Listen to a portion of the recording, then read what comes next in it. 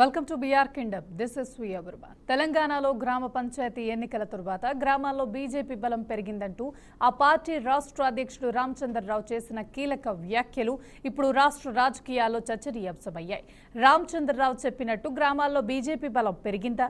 పంచాయతీ ఎన్నికల్లో పార్టీ చిహ్నాలే ఉంటాం, అలాంటిది తమ పార్టీ అభ్యర్థులు గణనీయంగా గెలుపొందారంటూ చెప్పడం దేనికి సంకేతం? గ్రామాల్లో గెలుపు పార్టీదా, వ్యక్తులదా అనే ప్రశ్నలు వినిపిస్తున్నాయి. బీజేపీ రాష్ట్ర అధ్యక్షులు ఎన్ రామచంద్రరావు నిర్మల్లో జరిగిన ఓ కార్యక్రమంలో మాట్లాడుతూ గత ఎన్నికలతో పోలిస్తే ఈసారి బీజేపీ గణనీయమైన పురోగతి సాధించిందని చెప్పుకొచ్చారు. కేంద్రం తీసుకువస్తున్న పథకాలు ప్రజల్లోకి వెళ్తున్నాయంటున్నారు. గ్రామీణ ప్రాంతాల్లో అభివృద్ధి, సంక్షేమ కార్యక్రమాలు కేంద్ర ప్రభుత్వం నిధులతో జరుగుతున్నాయని వెల్లడించారు. అయితే ఇక్కడ పలు ప్రశ్నలు లేవనెత్తుతున్నారు. పంచాయతీలో పార్టీ చిహ్నాలేని ఎన్నికలని, అక్కడ గెలుపు పార్టీదా, వ్యక్తులదా అని ప్రశ్నిస్తున్నారు. గ్రామ సమస్యలపై పోరాటం చేసిందెవరు? బీజేపీ చెబుతున్నట్టు గ్రామాల్లో నిజంగా బలం పెరిగితే సీట్ల లెక్కలు ఎందుకు చెప్పలేకపోతున్నారు? కేంద్ర పథకాలు అంటున్నారు, అభివృద్ధి అంటున్నారు, కానీ పంచాయతీ స్థాయిలో అధికారమేం కనిపించడం లేదు. మరి ఎంపీ సీట్లు గెలవటం వేరు, గ్రామాలను గెలవటం వేరు. గ్రామాల్లో చోటు లేకపోతే రాష్ట్రంపై కలలు ఎలా కంటారు? ఇది తమకు తాము చెప్పుకుంటున్న మేకపోతు గాంభీర్యమా, లేక ప్రచార రాజకీయమా? పంచాయతీ ఎన్నికల్లో బీజేపీ సత్తా చాచిందంటూ రామచంద్రరావు విజయ డప్పులు కొడుతున్నారా? కానీ ఇదే ప్రశ్న ఒక్కటే గ్రామాల్లో నిజంగా బీజేపీకి చోటుందా? పంచాయతీలు అంటే రోడ్లు, తాగునీరు, ఉపాధి, రైతు సమస్యలు. ఈ అంశాల్లో బీజేపీ చేసిన పనేంటి? కేంద్ర పథకాల పేరుతో చెప్పుకుంటున్నారు. అదే పథకాలు ఇతర పార్టీల హయాంలో గ్రామాలకు రాలేదా అనేది విపక్షాల ప్రశ్న. ఇక అసలు ఆరోపణ ఏంటంటే బీజేపీ బలం అభివృద్ధి కాదు, మతం పేరుతో రెచ్చగొట్టి సీట్లు గెలవటమే అని విపక్షాలు చేస్తున్న ప్రధాన ఆరోపణలు. గ్రామ పాలనపై బీజేపీకి ఏం తెలుసు? వారికి తెలిసింది ఒక్కటే, అమాయక జనాన్ని మతం పేరుతో రెచ్చగొట్టి అధికారంలోకి రావడమేనని మండిపడుతుంటారు. అయితే తాజాగా బీజేపీ రాష్ట్ర అధ్యక్షుడు రామచంద్రరావు చెప్పినట్టు గ్రామాల్లో ఇది బీజేపీ బలమా, లేక గ్రామాల్లో చోటులేని నిజాన్ని ప్రచారంతో కప్పిపుచ్చే ప్రయత్నమా? అసలు గ్రామాల్లో బీజేపీకి చోటుందా లేదా? గ్రామ పంచాయతీ ఫలితాలు బీజేపీ బలమా, బలహీనత అనేది $1,000,000 ప్రశ్న అని విశ్లేషకులు అభిప్రాయపడుతున్నారు. ఇదే అంశానికి సంబంధించి పూర్తి విశ్లేషణ అందించడానికి మనతో పాటు జూమ్ లైవ్ లో అందుబాటులో ఉన్నారు మృత్యుంజయ్ గారు, కాంగ్రెస్ పార్టీ మాజీ ఎమ్మెల్యే. నమస్కారం మృత్యుంజయ్ గారు. నమస్కారం. మృత్యుంజయ్ గారు, పంచాయతీ ఎన్నికల తర్వాత గ్రామాల్లో బీజేపీ బలం పుంజుకుందంటారా? చూడమ్మా, ఇప్పుడు ముంజేతి కంకణాలకు అద్దాలు ఎందుకు అని ఒక సామెత ఉన్నది మన దగ్గర. ఇప్పుడు బీజేపీ బలం పొందుకున్నదా లేదా అనేది ఇప్పుడు నిన్నటి ఎన్నికల ఫలితాలను బట్టి చూస్తే తెలుస్తుంది కదా. ఇప్పుడు వీళ్ళు ఒకటి చెప్తారు ఏంటంటే, మేము కాంగ్రెస్ పార్టీతో సమానంగా మేము ఎంపీ సీట్లను పొందగలిగినాం, కాబట్టి మేము ఈ రాష్ట్రం లోపల కాంగ్రెస్ ఎంతనో మేము కూడా అంతే బలంగా ఉన్నాం అనేటువంటి మాట గతంలో చాలాసార్లు చెప్పడం జరుగుతూ ఉన్నది.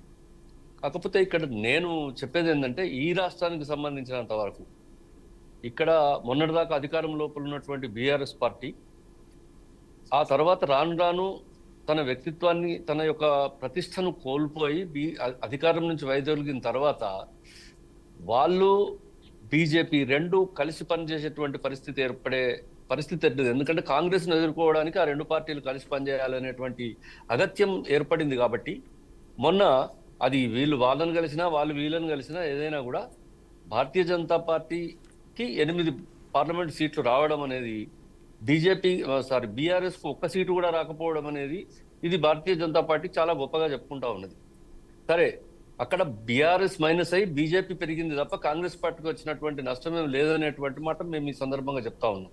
అయినా మాకు ఇంకా సీట్లు రావాల్సినటువంటి అవసరం ఉంటే, సరే ఏదేమైనా ఇద్దరు కలిసి పోటీ చేశారు కాబట్టి వాళ్ళకు కొంచెం పెరిగిండొచ్చు. ఇప్పుడు నిన్న జరిగినటువంటి ఎన్నికలు భారతీయ జనతా పార్టీకి సంబంధించి వాళ్ళకు 3 అంకెలు రాలేదు. ఇప్పుడు 688 ఇంకొక 10-20 అటు ఇటు అయితే నా దగ్గర ఉన్న లెక్క ప్రకారంగా 688 గ్రామ పంచాయతీలు మాత్రమే వాళ్ళు గెలుచుకోగలిగినారు.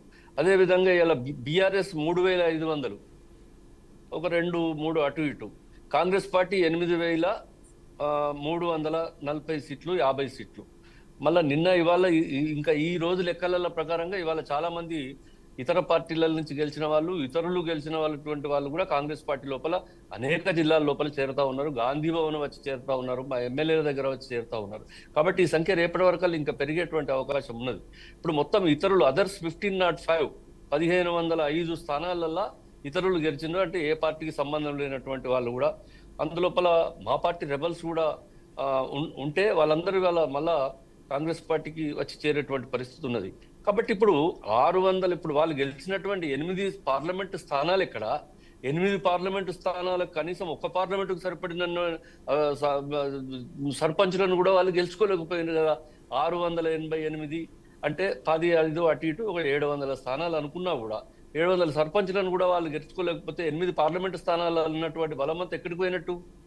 కాబట్టి గ్రామాల లోపల ఆనాడు కాంగ్రెస్ వర్సెస్ ప్రతిపక్షం, కాంగ్రెస్ వర్సెస్ యాంటీ కాంగ్రెస్ అనే దాంట్లోపల యాంటీ కాంగ్రెస్ గా బీఆర్ఎస్ తర్వాత బీజేపీ రెండు ఎమర్జ్ అయ్యి పనిచేసినాయి. కాబట్టి ఆనాడు ఆ ఫలితాలు వచ్చినాయి. ఆ తర్వాత ఇవాళ 2 సంవత్సరాల లోపల జరిగినటువంటి ఎన్నికల లోపల ఇటువంటి ఫలితాలు వచ్చినాయి. కాబట్టి వాళ్ళు ఆలోచన చేయవలసింది ఏంటంటే, ఎవరైనా కూడా ఇవాళ విశ్లేషకులు కావచ్చు, ప్రజలు కావచ్చు, ప్రజలు కూడా ఆలోచన చేస్తారు కదనండి. ఇప్పుడు భారతీయ జనతా పార్టీ దగ్గర ఉన్నటువంటి ఎజెండా ఏంది, మాకు ఏ విధంగా జాతీయ స్థాయి లోపల ఉన్నటువంటి ఆ పార్టీ మా ప్రజల మౌలికమైనటువంటి సమస్యలను పరిష్కరించడానికి చేసేటువంటి కృషి ఏంది, వీళ్ళ దగ్గర ఉన్నటువంటి పథకాలు ఏంది, రేపు రాష్ట్రం లోపల అధికార పార్టీ కాంగ్రెస్, ఆ కాంగ్రెస్ పార్టీని కాదని మేమేమన్నా ఈ పార్టీ ఎంపీల ద్వారానో ఈ పార్టీ ప్రభుత్వం ద్వారానో గ్రామీణ స్థాయి లోపల ఏమైనా అభివృద్ధిని సాధించగలుగుతామా అనేటువంటి విషయాలను వాళ్ళు తప్పకుండా గ్రామ ప్రజలు ఆలోచన చేస్తూ ఉన్నారు.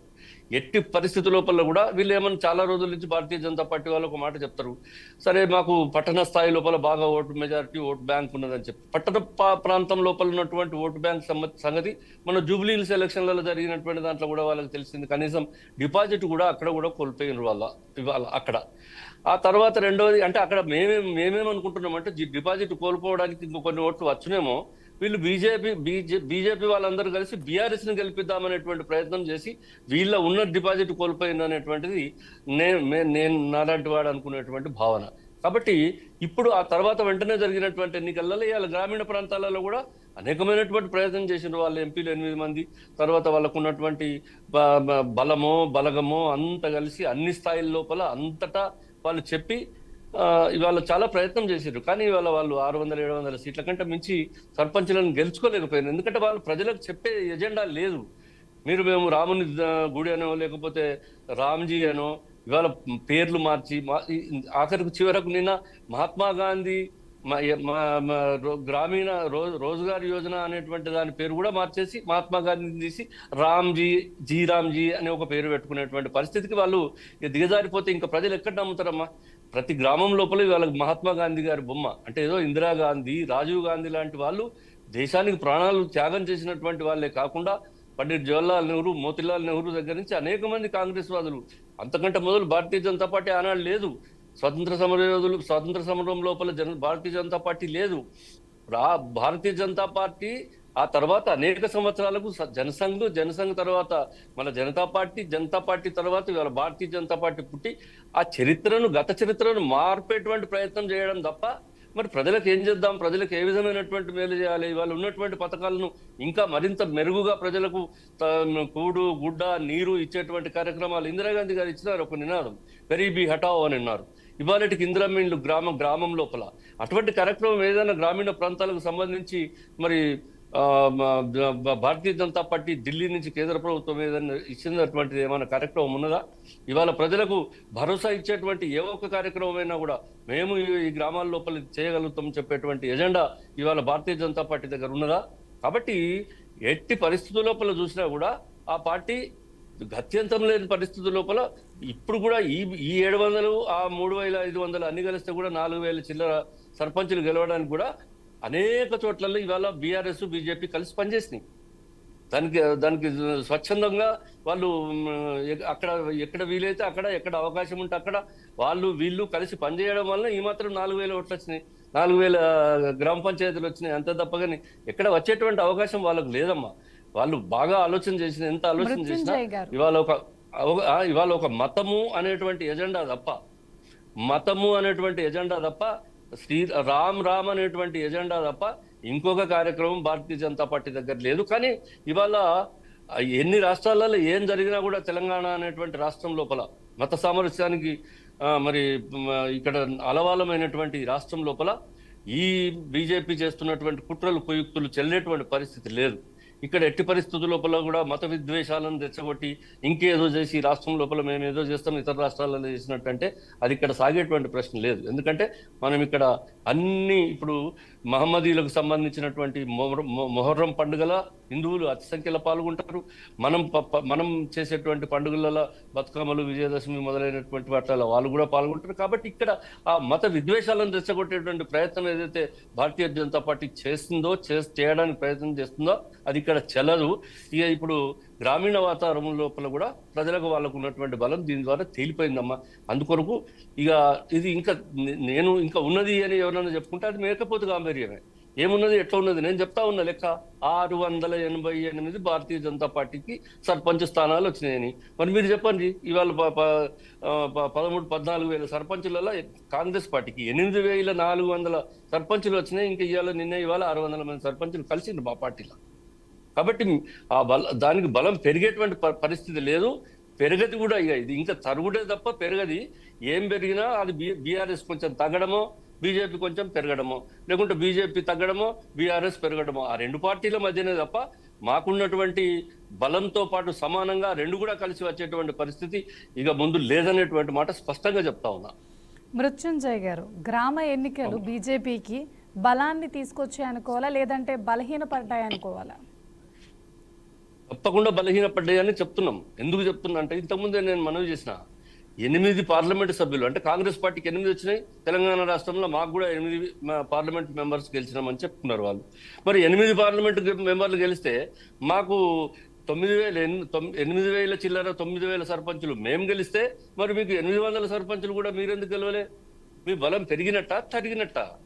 అందుకొరకు తప్పకుండా మీరు అప్పటికి ఇప్పటికీ అదే చేసిన పొరపాటును మళ్ళా ప్రజలు సరిదిద్దుకునేటువంటి ప్రయత్నంలో ఈసారి మీకు ఓట్లు వేయలేదు అని చెప్తున్నా. మీరు చాలా బలహీనపడ్డది ఆ పార్టీ అని చెప్తా ఉన్నా నేను. రామచంద్రరావు గారు వ్యాఖ్యలు మీ విశ్లేషకులు అలాగే ప్రతిపక్షాలు ఏమంటున్నారు? మృత్యుంజయ్ గారు, రామచంద్రరావు గారు పాపం తన శక్తి వంచన లేకుండా ఆయన పార్టీకి అధ్యక్షుడు కాబట్టి చెప్పుకోవాలి. ఆ పోంగా మిగిలిన ఉన్నటువంటి కార్యకర్తలను బలంగా ఉంచుకోవడానికి ఆయన చేసేటువంటి ప్రయత్నం ఆయన చేసుకుంటాడు. అంతే తప్పగాని ఇక్కడ అంకెలు లెక్కలు బాగా పెరిగిందని మస్తుగా చెప్పుకోవచ్చు. ఏదో ఒక పెద్ద బహిరంగ సభ జరిగింది, అందులో బాగా మంది వచ్చారు, లేకపోతే ఈ జిల్లాలు ఇదైంది, ఆ జిల్లాలు అదైంది, మేము ఇది చేసినాం అది చేసినామని చెప్పుకుంటే దానికి అభ్యంతరం లేదు. కానీ పార్లమెంట్ ఎలక్షన్లలో ఏం జరిగింది? పార్లమెంట్ ఎలక్షన్లలో 8 పార్లమెంట్ సీట్లు గెలిచినటువంటి మీ పార్టీ ఇవాళ 800 సీట్లు కూడా ఎందుకు గెలవలేక చతికిలబడ్డది అనేది రామచంద్రరావు గారు చెప్పాలి.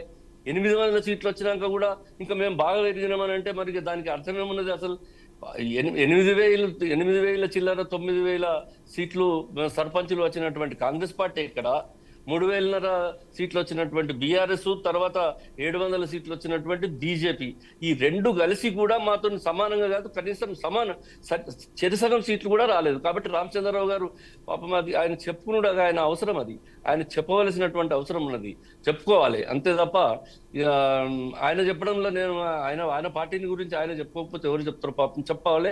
ఆయన చెప్పడాన్ని నాకేం అభ్యంతరం లేదు. ఆయన వాళ్ళ పార్టీ వాళ్ళ కార్యకర్తలకు ఏం చేసుకున్నా పర్వాలేదు. కానీ ఇది వాస్తవం అని చెప్తా ఉన్నా.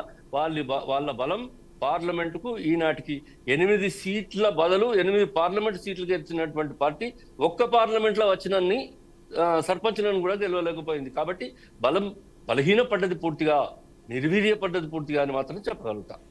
మృత్యుంజయ్ గారు, ఒకవేళ బీజేపీ బలాన్ని పుంజుకుంటే గనక సీట్ల లెక్కలు ఎందుకు బయటకు చెప్పడం లేదు రామచంద్రరావు గారు? నేను అనలేదు కదా. అందుకే ఇప్పుడు నేనేమన్నా పాపం ఆయన పార్టీ అధ్యక్షుడుగా చెప్పుకోవడానికి చెప్తున్నాడు తప్ప సీట్ల లెక్కలు చెప్తే పరిస్థితి ఏముంటుంది? వాళ్ళ చివరి సంఖ్యలో ఉన్నారు వాళ్ళు. ఫస్ట్ కాంగ్రెస్, సెకండ్, థర్డ్ రెండు కలిస్తే కూడా మా దాంట్లో సగం లేవు. కాబట్టి ఆయన ఎన్ని సర్పంచులు గెలిచిండు అనేది చెప్పమనండి. చెప్పలేడు ఆయన. ఎందుకు చెప్పలేడంటే తప్పకుండా బలహీనపడ్డది కాబట్టి. ఆ అంకె చెప్పినట్టయితే వాస్తవం బయటపడుతుంది కనుక దాన్ని ఏదో దాచిపెట్టి ఇక మేము బాగానే గెలిచినామని చెప్పుకుంటే అది ఎవరిని మోసం చేయడానికి, వాళ్ళ కార్యకర్తలను మోసం చేయడానికి తప్ప దానివల్ల ఇక్కడ ప్రజలకేమి ఇబ్బంది లేదు. మా పార్టీకి వచ్చినటువంటి కానీ ఇంకెవరికైనా మా ప్రభుత్వానికి మా పార్టీకి వచ్చినటువంటి నష్టం లేదు. ఆయన వాళ్ళు ఏం చెప్తున్నాడు? మేము బాగా బలంగా బలపడ్డం మేము అని చెప్తా ఉన్నాడు. బలపడితే నా ప్రశ్న ఏంటంటే 8 ఎంపీలు గెలిచినటువంటి మీకు 800 సర్పంచులు అంటే ఒక ఎంపీ సీట్లో ఉండేటువంటి కనీస సర్పంచుల సంఖ్య కూడా మీకు రాలేదని నేను చెప్తా ఉన్నా. దీనికి వాళ్ళు ఏం జవాబు లేదు వాళ్ళ దగ్గర. ఉత్తానే నోటి మాటలు కాకి లెక్కలు చెప్పుకొని మాకు బాగా బలం వచ్చింది అది ఇది అని చెప్పుకోవాలి. కాబట్టి గ్రామాలలో కూడా వాళ్ళు చేసినటువంటి ప్రయత్నం ఎంపీ సీట్లల్లో ఎంపీలు కూడా తిరిగిన ఆఖరుకు ఇంకేదో చేసిందో ఎన్ని తీర్ల ప్రయత్నాలు చేయాలనో చేసిండు. కానీ గ్రామీణ ప్రజలకు ఇవాళ అధికారంలో కాంగ్రెస్ పార్టీ ఉన్నటువంటి మరి మా ప్రభుత్వం చేస్తున్నటువంటి సేవలను ఇంకా అంతకంటే మించినటువంటి ఏదో మేలు ఆ పార్టీ ద్వారా జరుగుతుందని చెప్పి ప్రజలు భావించలే. అందుకే ఈ అతి తక్కువ సంఖ్య లోపల సీట్లు వచ్చినాయి. రామచంద్రరావు చెప్పేది చాలా తప్పు, కాకి లెక్క. అది ఎట్లా సాధ్యమవుతుంది? అది ఆయన చెప్పుకుంటుండు వాళ్ళ కార్యకర్తలకు ధైర్యం చెప్పడానికి చెప్పుకునే మాట తప్ప ఇంకా రేపు వచ్చేటువంటి ఎన్నికలు ఎంపీటీసీ జెడ్పీటీసీ అవే ఎవరిని ఉంటే పర్వాలేదు మనకు బాగానే ఉన్నదని చెప్పడానికి తెలుసుకో. కానీ ఇవాళ రేపు ఈ సోషల్ మీడియా డెవలప్ అయిపోయింది. పత్రికలలో అనేకమైనటువంటి వార్తలు మనకంటే మొదలే ప్రజలు తెలుసుకుంటా ఉన్నారు. కాబట్టి ఎక్కడ ఏం గెలిచింది, ఏం వచ్చినాయి, ఎన్ని సీట్లు వచ్చినాయి లెక్కలతో ఇవాళ న్యూస్ పేపర్లు సోషల్ మీడియాలో ఎక్కడ పడితే అక్కడ వస్తూ ఉంటే అది మభ్యపెట్టేటువంటి ప్రయత్నం చేస్తే పాపం వాళ్ళ అమాయకత్వం అది అంతే. ఓవరాల్ గా పంచాయతీ ఎన్నికలను చూసుకుంటే మృత్యుంజయ్ గారు, పార్టీ చిహ్నాలు లేని ఎన్నికల్లో గెలుపు ఎవరిదనుకోవచ్చు? చూడమ్మా, పార్టీ చిహ్నాలు లేని ఎన్నికలు ఎందుకంటే గ్రామీణ వాతావరణం లోపల పార్టీ చిహ్నాలు లేకుండా, పార్టీ అనేది లేకుండా ఎన్నికలు నిలబడాలనేటువంటి ఉద్దేశంతోనే సర్పంచ్ ఎన్నికలలో పార్టీని పెట్టరు.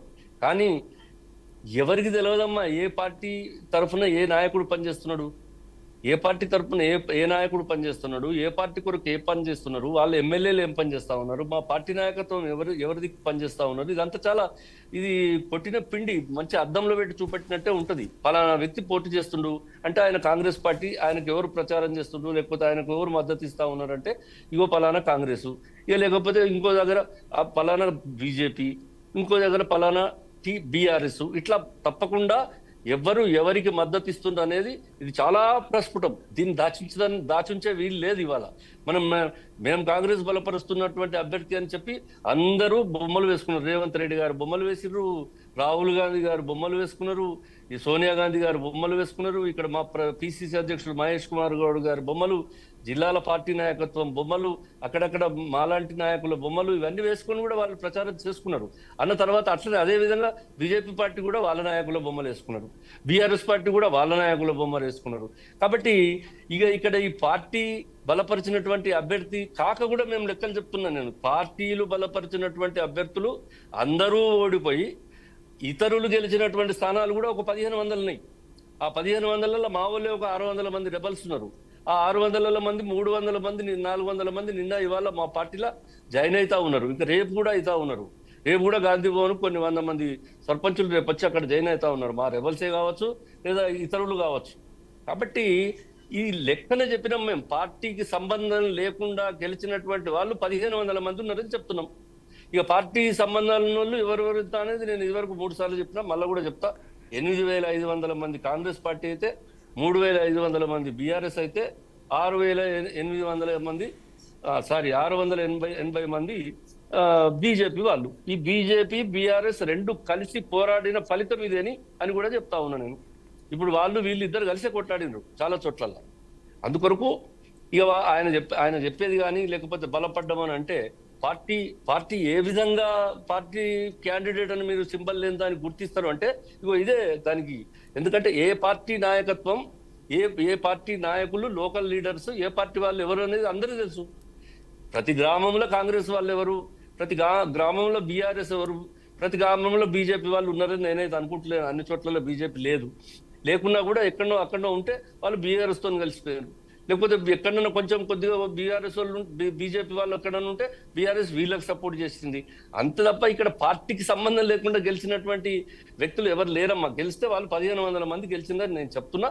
వీళ్ళు కాక అందరూ కూడా పార్టీలు మద్దతుతో గెలవబడినటువంటి వ్యక్తులు అని చెప్పి నేను స్పష్టంగా చెప్తా ఉన్నా. మృత్యుంజయ్ గారు, కాంగ్రెస్ మంత్రులు, కాంగ్రెస్ ఎమ్మెల్యేలు ఉన్న ఊర్లలోనే కాంగ్రెస్ అధికారాన్ని కోల్పోయింది, ఎందుకంటారు? చూడమ్మా, ఇది ఏ ఊర్లో ఎందుకు జరిగింది అనే దానికి ఇది లోకల్ ఎలక్షన్. నేను ఇంతకుముందే చెప్పిన, ఇది జాతీయ స్థాయి లోపల భారతీయ జనతా పార్టీ మేము అయోధ్య కట్టినాం, మేము ఇంకోటి కట్టినామని వాళ్ళు చెప్పుకునే పరిస్థితి ఎట్లయితే లేదు. గ్రామీణ ప్రాంతాలలో కూడా ఆ గ్రామం లోపల ఉన్నటువంటి నాయకత్వము, ఆ గ్రామం లోపల ఉన్నటువంటి సమస్యలు, ఆ గ్రామం లోపల గతంలో ఒకవేళ కాంగ్రెస్ పార్టీ అఫిలియేటెడ్ సర్పంచెస్ ఉన్నా కూడా, మా వాళ్ళు ఉన్నా, ఏదైనా ఉన్నా కూడా అంతకుముందు 10 సంవత్సరాల నుంచి టీఆర్ఎస్ ప్రభుత్వం లోపల ప్రతిఫలించినటువంటి కార్యక్రమాలు, ఈ 2 సంవత్సరాలు కాంగ్రెస్ పార్టీ అధికారానికి వచ్చిన తర్వాత చేసినటువంటి కార్యక్రమాలు, చేయవలసినటువంటి కార్యక్రమాలు, ఇంకా హామీలు ఇచ్చినాయి, మేము చెప్పినాయి, ఈ ప్రజలకు ఇవ్వవలసినటువంటి, ఇప్పుడు ఉదాహరణకు మేము రుణమాఫీ అన్నాము, సన్న బియ్యం ఇవాళ మేము ఇంటింటికి ఇస్తున్నాం, కొత్త రేషన్ కార్డులు ఇచ్చినాం, సన్నవాట్లకు బోనస్ ఇచ్చినాం, 500 రూపాయలకే సిలిండర్ ఇచ్చినాం, జీరో బిల్ కరెంట్ ఇచ్చినాం, తర్వాత మహిళలకు ఉచిత బస్సు అన్నాం. ఇంకా ఇవన్నీ కాకుండా ఇంకా చాలా చెప్పవలసినవి, చాలా చేయవలసినవి మా దగ్గర ఉన్నాయి. ఎక్కడన్నా అసంపూర్తిగా ఉంటేనో, లేకపోతే ఏదైనా మిస్సింగ్ అయితేనో, లేకుంటే టెక్నికల్ ఇబ్బందులతో ఏ గ్రామాలనైనా ఏమైనా పనులు జరగకపోతేనో ఏదైనా అసంతృప్తి ఉంటే ఉండొచ్చు. లేకపోతే ఆ పర్టికులర్ ఏరియాలో, ఆ గ్రామాల్లో ఉండేటువంటి సమస్యను తప్ప అది కాంగ్రెస్ నాయకత్వం మీద ఓడిపోతే మేము ఇవాళ ఎట్లా ఓడిపోయినాం కాంగ్రెస్ వాళ్ళమని చెప్తున్నాం. గెలిస్తే మా పార్టీ గెలిచిందని ఎట్లయితే లెక్క చెప్తున్నామో, పోయిన దగ్గర కూడా పోయింది. అన్ని మేమే గెలిచినట్టయితే మొత్తం సర్పంచులు మేమే గెలుస్తుంటాం కదా. మేము 9,000 సర్పంచులు గెలిచినామని చెప్తా ఉన్నాం. అందుకొరకు కొన్ని చోట్లలో పోయింది. కారణాలు ఏదైనా కూడా దానికి లోకల్ పాలిటిక్స్, ఆ నిలబడ్డటువంటి క్యాండిడేటు, తర్వాత అక్కడ ఉండేటువంటి పరిస్థితులు, అవన్నీ దోహదం చేస్తాయమ్మా. ఎవరెంత చేసినా కూడా స్థానికంగా అక్కడ ఉండేటువంటి లోకల్ నాయకత్వం పైన ఈ ఎన్నికలు ఆధారపడి ఉంటాయి. ఆ నిలబడేటువంటి అభ్యర్థి పైన ఆధారపడి ఉంటుంది. అంతే తప్ప ఇదేదో ఎమ్మెల్యేలు ఓడిపోయినారు, ఎంపీలు ఓడిపోయినారు అని చెప్పుకోవడానికి వీల్లేదు. మాకు రేషియో ప్రకారంగా నిన్ననే ముఖ్యమంత్రి గారు ఒక లెక్క చెప్పారు నిన్న ప్రెస్ మీట్లా, 87 అసెంబ్లీ స్థానాల లోపల కాంగ్రెస్ పార్టీకి మెజారిటీ వచ్చింది. కాంగ్రెస్ పార్టీ బలపరుస్తున్నటువంటి, కాంగ్రెస్ పార్టీ మద్దతిస్తున్నటువంటి అభ్యర్థులే సర్పంచులు గెలిచిండ్రు 87 అసెంబ్లీ స్థానాలలో అని చెప్పి అఫీషియల్ లెక్క నిన్న చీఫ్ మినిస్టర్ గారు ఒక ప్రెస్ మీట్ లో మాట్లాడుకుంటూ చెప్పారు. అంటే దాని అర్థమైంది, ఇవాళ 119 అసెంబ్లీలలో 87 స్థానాలలో మేము మెజారిటీ ఉన్నామని చెప్తుంటే ఇక మేము ఎక్కడో వజాలు నిజంగానే పోయిండొచ్చు. ఇప్పుడు హైదరాబాద్ సిటీలో ఎలక్షన్ లేవు. మరి ఇంకా మిగిలిన 19, 20, 25 దాంట్లో జరిగిన ఎలక్షన్లే కొన్నిట్లలో 7, 8 అన్ని కలిసి ఇప్పుడు బీజేపీ, టీఆర్ఎస్ మొత్తం కలిసి 8, 10 అసెంబ్లీలలో వాళ్ళకి మెజారిటీ వచ్చింది తప్ప ఎక్కడ రాలేదమ్మా.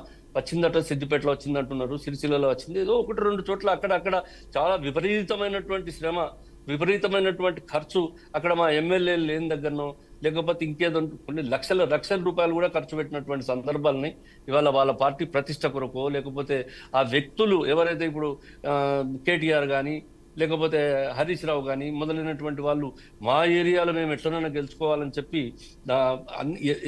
అనేకమైనటువంటి అడ్డదారులు దొక్కిన చోటనో, లేకుంటే భారతీయ జనతా పార్టీ వాళ్ళు వీళ్ళు కలిసి పనిచేసినా ఎక్కడన్నా 5-10 సీట్లలో ఏమన్నా జరిగింది కానీ వాళ్ళకి ఎక్కడ.